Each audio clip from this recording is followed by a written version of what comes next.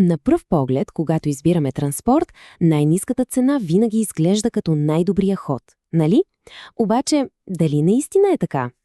В този анализ ще се потопим точно в това – в скритите разходи, които могат да превърнат една привидно добра сделка в доста скъпа грешка. Значи, ето я дилемата, пред която бизнесите се изправят всеки божи ден. Да изберат ли по-евтин, но и доста по-бавен транспорт, или да заложат на по-скъпия, но пък бърз вариант. Отговорът изглежда очевиден, но както ще видим, точно тук се крият едни много интересни финансови капани. И така, за да стигнем до дъното на въпроса, ще минем през 5 ключови точки. Първо, ще погледнем отвъд етикета с цената.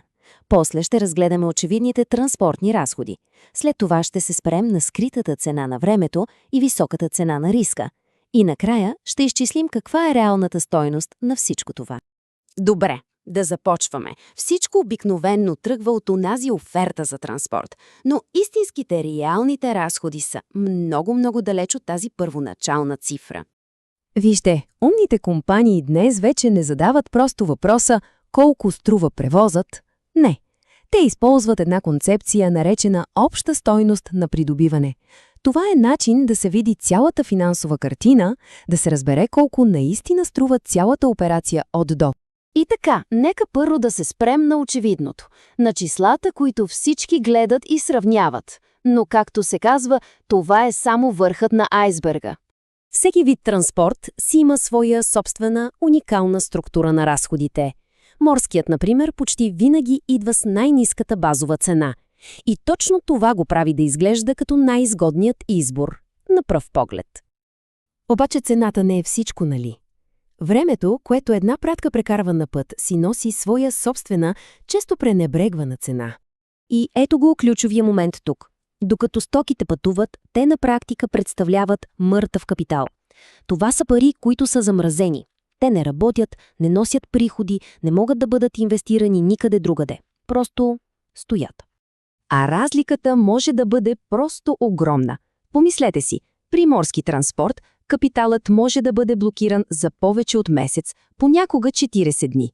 Докато по въздух говорим само за няколко дни. Усещате ли разликата? И това дълго чакане води до още нещо. То принуждава компаниите да държат много по-големи складови наличности, така наречените предпазни запаси. А това, разбира се, означава по-високи разходи за съхранение, за застраховки, за управление. Спиралата се завърта. Добре, освен времето обаче, има и друг, още по-непредвидим фактор – рискът. И когато нещата се объркат, повярвайте, цената може да стане наистина висока.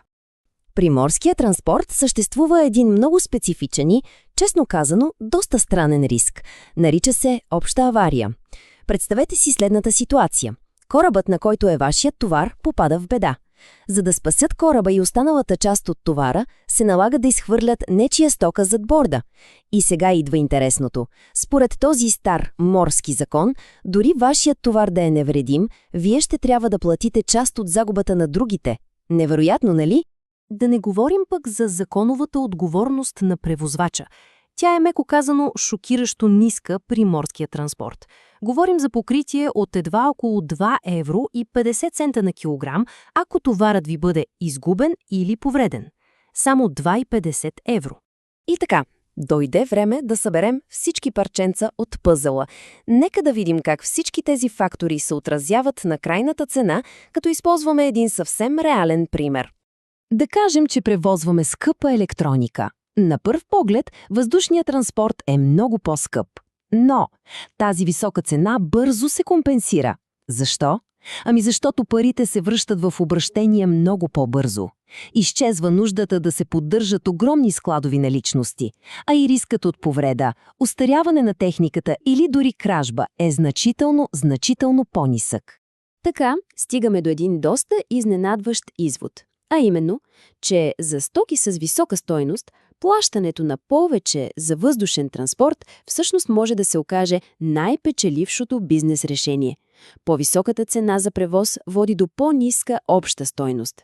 И това уравнение не е статично. Съвсем не. То постоянно се променя. Вече на хоризонта се появяват нови фактори, от всякакви административни такси до екологични данъци, които тепърва ще пренаписват правилата на играта.